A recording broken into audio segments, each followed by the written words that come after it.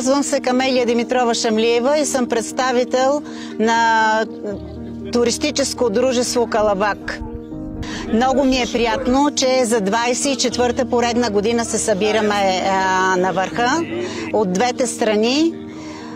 Ние по-възрастните туристи идваме всяка година, но сега вече се включват и по-млади хора, което е много добре и трябва да се ходи много по планината. Всички от нас знаят, че това е изключително здравословно. И който може, а даже и трябва всеки ден да се ходи, но кой колкото може и когато може, защото тук имаме дългогодишни представители и най-вече младите хора да се включват, да излизат сред природата, да пазиме природата, защото това е нашето богатство. На Балканите няма по-красива природа.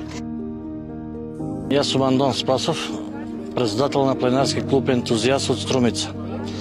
Днеска имаме прилика по 24-ти път да се съберем тук на врво Тумба, на Тромегето. Планинарскиот клуб Ентузиаст веќе по 24-ти път ја организира оваа традиционална средба со планинарскиот клуб Калабалак од Петрич.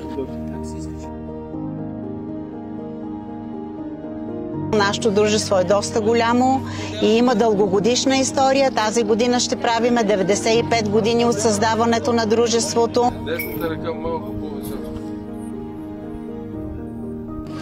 Инако за пофалба е дека се повеќе и повеќе млади планинари, љубители на природата присуствуваат на оваа средба на Тромегето на врвот Тумба.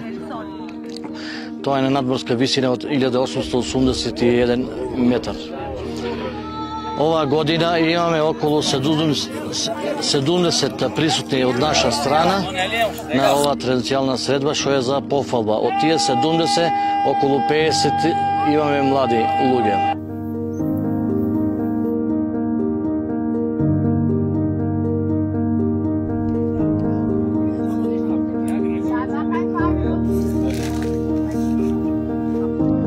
И всека година са поканени гръцките туристи, обаче нещо не идват. Искам следващата година и те да присъстват тук.